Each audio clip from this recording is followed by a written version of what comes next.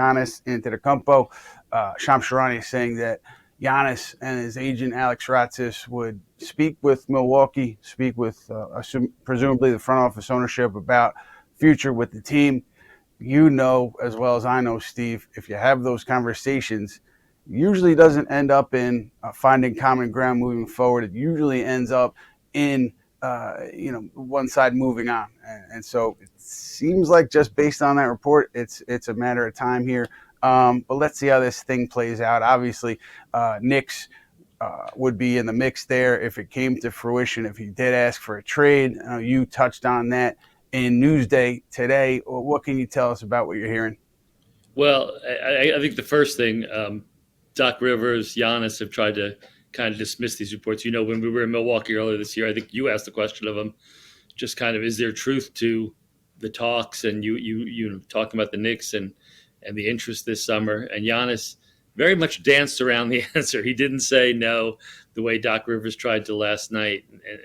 And even Doc's thing, saying he's never asked for a trade. Maybe he hasn't asked for a trade, but maybe he's having these meetings and saying, we've got to figure something out here. Either we make this work or we move on. Giannis is an amazing guy, an amazing player. Any team would be lucky to have him. Someone I spoke to at the Knicks basically said, you see these reports and it's just sort of like noise because you know how it is in the front office. They're doing the work every day.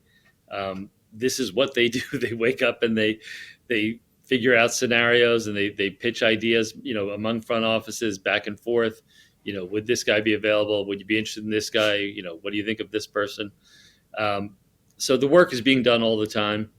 But I think the reality is just a really bad fit for how it would work for the Knicks right now.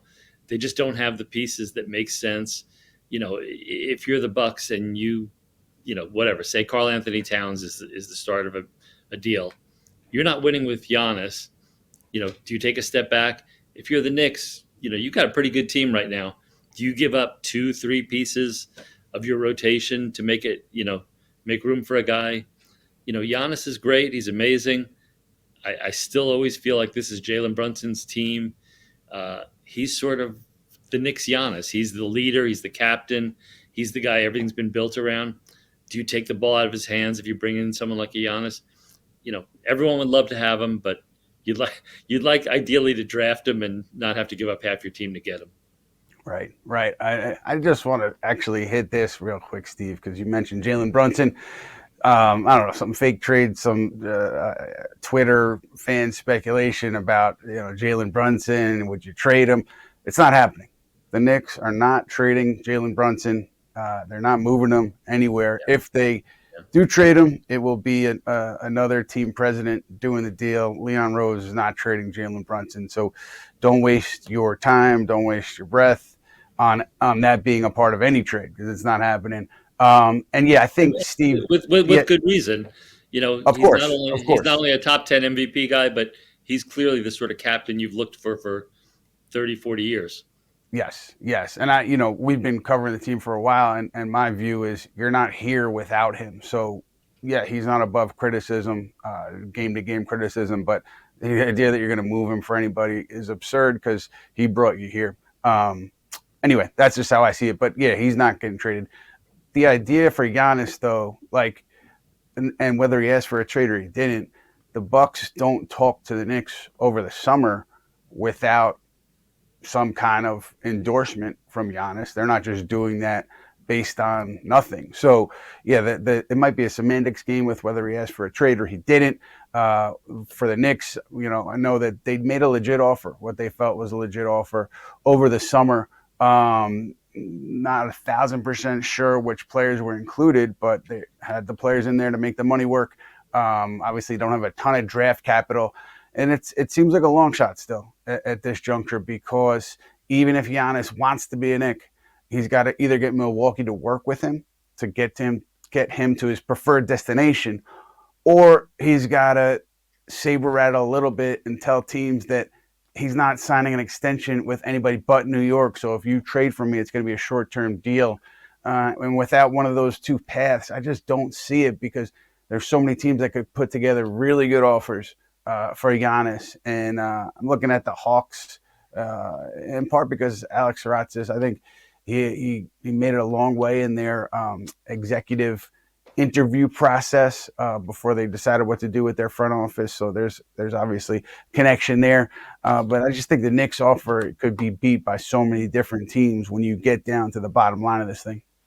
Right, and I agree with you. Look, the only leverage I think Giannis has is that extension. And when I think about leverage with Giannis, he's just not the guy.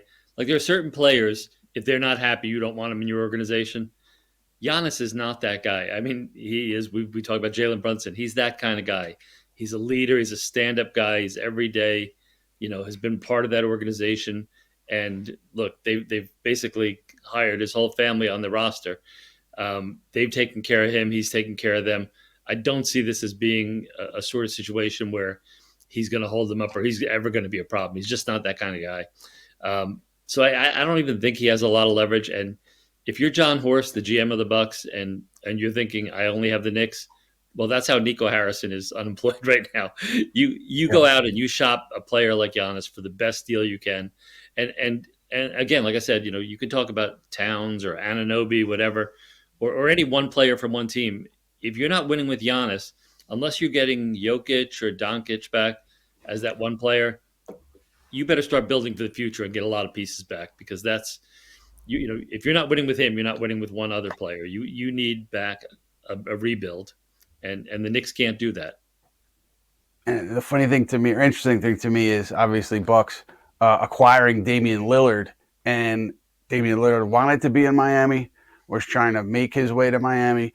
Portland, Joe Cronin decided to do the best deal for the organization, and Sure. so you saw where he ended up, and I just you have to assume that Milwaukee would be thinking the same, regardless of where Giannis wanted or didn't want to go. But we're talking about things that may or may not happen, something down the road. They still have to get to that point. But if you're having the conversations, usually you're not ending up on the same page. Usually it's an exit strategy. I should say, though, too, that we're 20 plus games into the season.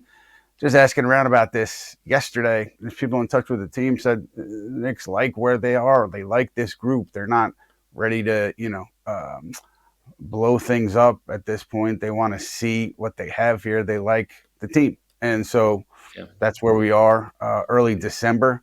Nothing could even happen until December 15th. But I think that's where it sits right now.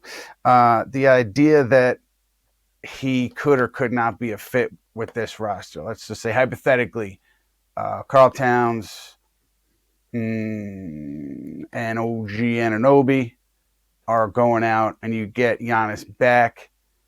And do you think that is good enough for the Knicks? Like, based on what they're left with, you think that's good enough? Let's throw Miles McBride in there too. It's so hard to say. Like I think, when we're speculating on these kind of things, Giannis is a great talent. He's a great guy. You'd like to think that he makes it work wherever he is, but like the trade you just suggested, you're giving up two key starters, all NBA talent, all defensive team talent, who also can score 20 a game, and McBride, who's a knockdown shooter. I don't see how they spent a year basically trying to build depth on this team, trying to get a starting five that I think is the envy of most franchises, and building depth on the bench. I just don't see how you rip up that to bring in one player who look at right now his injury 3 minutes into the game yesterday, and Yeah. like I put it in my column, we all love Giannis, but he's played 12 years for the Bucks. They've got one title, and they've put some pretty good talent around him. You know, there's no assurances when you make a deal you're getting the parade. So to me, you've built this team. You believe this is the fit around Brunson. I don't see why you'd veer off this right now. If it's a one for one, if they said, OG Anunoby for Giannis, maybe that's it, because obviously Giannis is a different level, a two-time MVP. Same thing with Towns, as great as he is as an offensive talent that seems to fit with what Brunson can do. You look at the defensive improvement of Giannis. I don't know. It's just, to me, these are all, it's all imagination until it happens. And I just don't I'm just sort of a maybe I'm too patient, but I'm like, you built this to be a certain way, and I just think there's too many question marks if you wind up pulling off something like this, and I Right. don't think we pull it off anyway.